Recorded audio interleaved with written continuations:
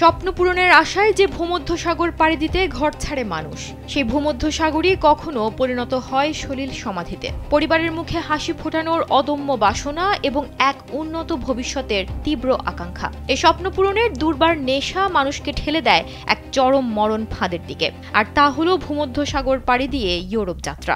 জীবিকার তাগিদে চোখে একরাশ স্বপ্ন নিয়ে জীবন বাজি রেখে এই কঠোর সিদ্ধান্ত নেন অনেকেই। কেউ কেউ হয়তো সৌভাগ্যক্রমে সেই কঠিন পথ পাড়ি দিতে সক্ষম হন, কিন্তু বেশিরভাগের জীবনের পথ থেমে যায় মাঝপথেই। জীবন অবাক না করলে কে করবে? 28% মিল্ক ফ্যাটের অবাক করার সাথে ফ্রেশ মিল্ক পাউডার। জীবন অবাক করুক প্রতিদিন। সম্প্রতি এই ভয়াবহ চিত্রটি আরও একবার সামনে এসেছে। লিবিয়ার উত্তর পশ্চিমাঞ্চলের আল খুমস উপকূলে প্রায় 100 জন অভিবাসন প্রত্যাশীকে বহনকারী দুটি নৌকা ইউরোপের পথে সাগরে নেমেছিল, কিন্তু মাঝপথেই সলিল সমাধি ঘটল একটি নৌকার। চোখের পলকে ভূমধ্যসাগরের উত্তাল ঢেউয়ে উল্টে যায় সেই স্বপ্নযাত্রা। এই মর্মান্তিক দুর্ঘটনায় কমপক্ষে 4 জন বাংলাদেশের মৃত্যু ঘটেছে।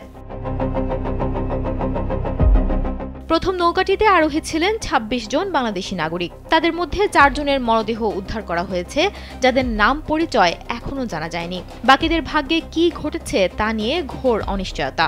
ট্রিপলির উপকূলীয় এলাকা দীর্ঘদিন ধরেই ইউরোপমুখী অনিয়মিত অভিবাসীদের প্রধান ট্রানজিট রুট হিসেবে পরিচিত, আর তাই ভূমধ্যসাগর পাড়ি দিতে গিয়ে নিয়মিতই এমন ভয়াবহ দুর্ঘটনা ঘটছে, যা ইউরোপীয় দেশগুলোরও গভীর উদ্বেগের কারণ। এখন প্রশ্ন হলো, লিবিয়া কেন হয়ে উঠল ট্রানজিট রুট?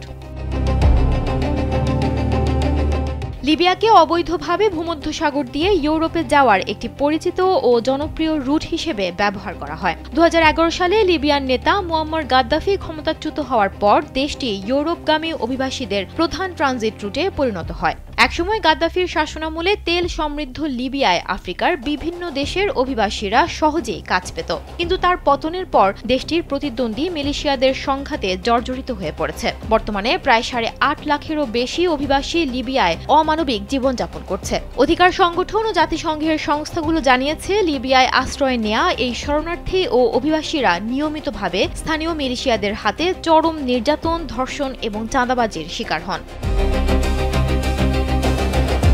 অবৈধ অভিবাসন ঠেকাতে সাম্প্রতিক বছরগুলোতে ইউরোপীয় ইউনিয়ন লিবিয়ার কোস্ট গার্ডকে বিভিন্ন সরঞ্জাম ও অর্থ সহায়তা দিয়েছে, কিন্তু দুর্ভাগ্যজনকভাবে অভিযোগ উঠেছে যে এই কোস্ট গার্ডের সঙ্গেই নির্যাতন ও অপরাধে জড়িত মিলিশিয়াদের সম্পর্ক রয়েছে। সম্প্রতি মাসগুলোতে লিবিয়ার উপকূলে একের পর এক নৌকাডুবিতে বহু অভিবাসীর প্রাণহানি ঘটায় জাতিসংঘের সভায় বেশ কয়েকটি দেশ লিবিয়ার অভিবাসী আটক কেন্দ্রগুলো বন্ধ করার আহ্বান জানিয়েছে। সুমনা মোস্তফা, কালবেলা।